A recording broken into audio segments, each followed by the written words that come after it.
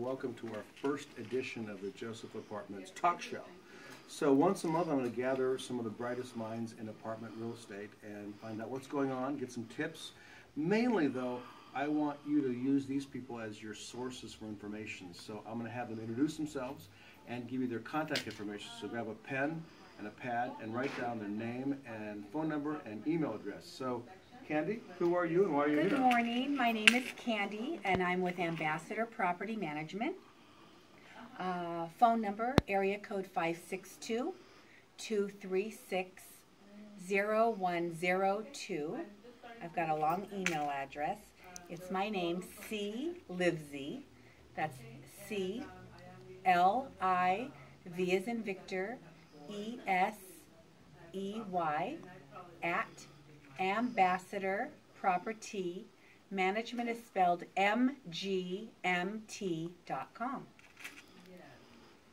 Hi, and very happy New Year. My name is Frank Alvarez, and I am with Buffalo Maintenance Incorporated. Our telephone number is 714-956-8371. My direct email is Frankie, F-R-A-N-K-I-E, Frankie at contactbuffalo.com. Again, that's Frankie at contactbuffalo.com. And we are a full-service, multi-family housing service provider. And we've got Rich. Good morning. My name is Richard Trujillo with Farmers Insurance. Phone number is 714-522-0081. And my email address is rtrujillo@farmersagent.com. And I want to thank Jim Joseph. I'm going to go first. From the apartment brokerage point of view, inventory is very tight. It's hard to find properties for sale. So while we're thinking about our topics, as far as I'm concerned, I've never seen so few apartments on the market and so many cash deals. So that's the biggest change in apartments right now. So Frank, what's going on the maintenance side, and what are we looking forward to as far as the market? A lot of changes, 2016, a lot of new laws and regulations that you want to look out for that have to do with plumbing fixtures, the actual faucets, the actual fixtures we're now using in plumbing. You want to be careful any type of retrofitting or remodeling you're doing in your apartments. You'll now have to conform to new drought tolerant measures that the government has put in place, and a lot of them have to do with the amount of water that a fixture produces, and also that the fixture does not contain a particular amount of lead in the construction of the fixture. For example, we're moving away from a lot of brass and copper mixed fixtures for that reason, because the solder in the fixture was created or possesses lead. So is that for new replacements, or do apartment owners have to go in right now and make these changes? They do not have to go in and make these changes. It'll apply to remodels, and it'll apply to replacement fixtures. So for example, if you change your toilet, you'll now have to purchase a lower gallon per minute type toilet flush. So, and that'll apply to faucets, shower heads, shower valves, and different fixtures. So only applies to replacements at this time. Are those the ones on the market now? Are you seeing that now in the? You need to be very careful, okay, because just like any type of business person, a lot of times they'll have stock from 2015, 2013, okay, 2014, and so of course they want to capture a profit on that particular stock. So we need to do our own due diligence and make sure that we're buying something that we can use today in 2016. So if I'm an apartment owner, okay, you can come by, I'll call me, I'll call you, come by, and you can tell me what I need to look at as far as yes, upgrading. Yes. Candice, what's going on with you? Well, I brought a couple notes because I thought it was very important, and I didn't want to miss any of my any notes to share. But they're tips for my investors, and it's how to maintain and limit maintenance costs. The most important thing is a strong lease to begin with. That's my starting point, always, is a strong lease.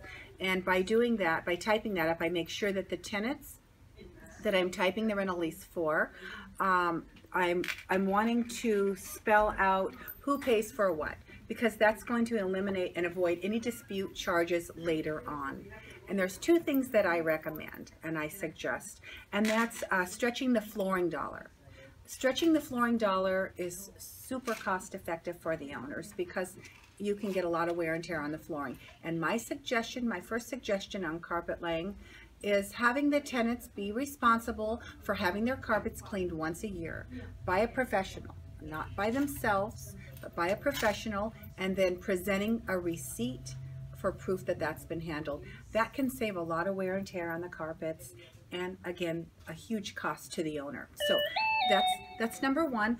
The other thing I had was changing the filters every 90 days on your furnace/AC unit.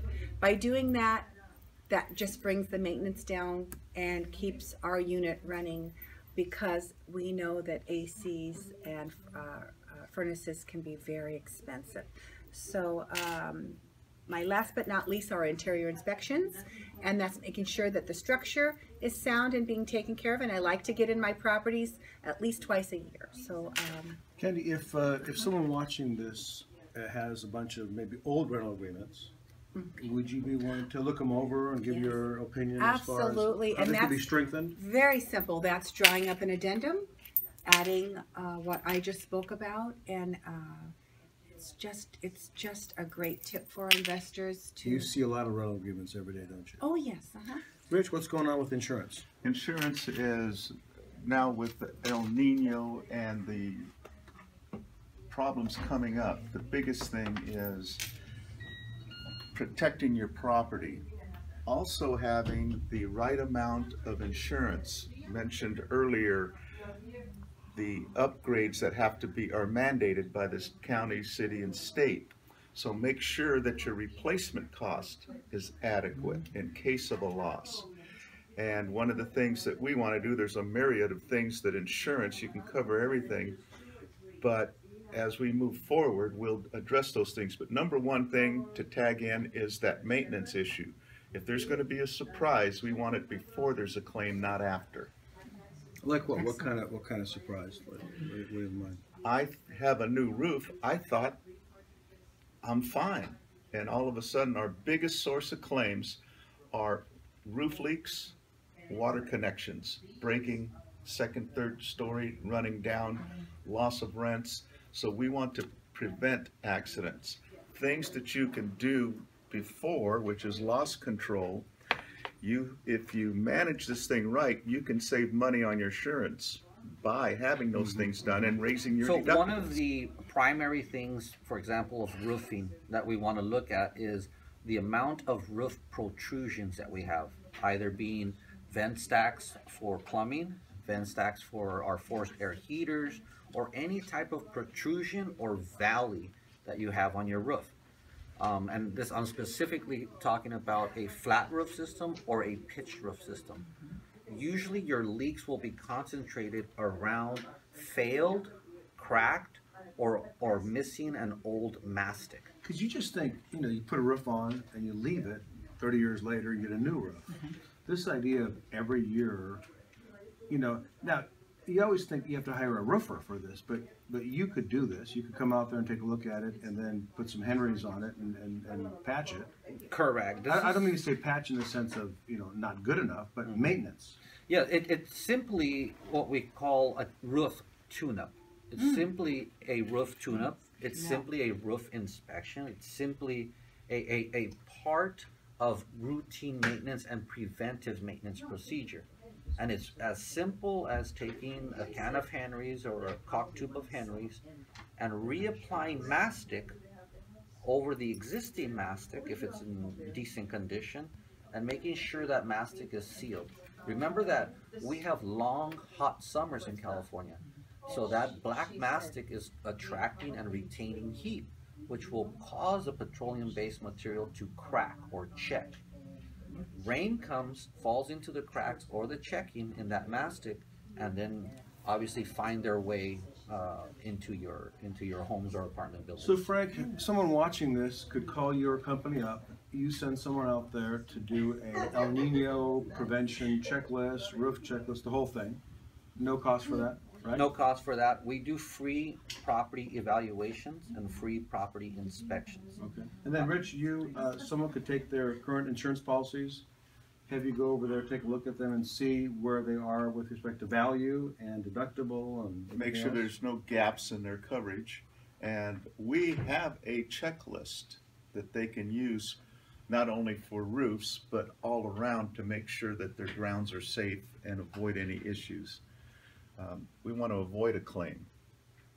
And then, Candy, people watching this could bring their rental agreements to you, Yes, and you could see where they are at risk to Definitely. claims or other be happy to read through. concerns. Yes, definitely. Well, thank you for watching this first episode, this inaugural episode of Joseph Hartman's Talk Show. And again, I just want you guys to give your phone number, name and phone number, so they can reach you with questions. Again, my name is Candy. I'm with Ambassador Property Management here in Whittier. Office number, area code 562-236-0102. Thank you for having me. Thank you for being had. My name again is Frank Alvarez, and I'm with Buffalo Maintenance Incorporated. And thank you, Jim, for having us. I can be reached at 714-956-8371 and or online, frankie@contactbuffalo.com. And I'm Rich Trujillo, again, with Farmers Insurance, 714-522-0081. Guys and gals, if you're watching this, it's my passion to make sure that you have the best resources to running your apartment building. So these are the brightest minds that I know in insurance and in management and in repairs. So take advantage of it. If you didn't get the numbers, call me, 562-236-0088. And if you have any other questions on taxes or insurance or anything else, give me a holler. I'll try to hook you up with smart people like this. So stay tuned for next month. We'll have another topic. Thanks for watching.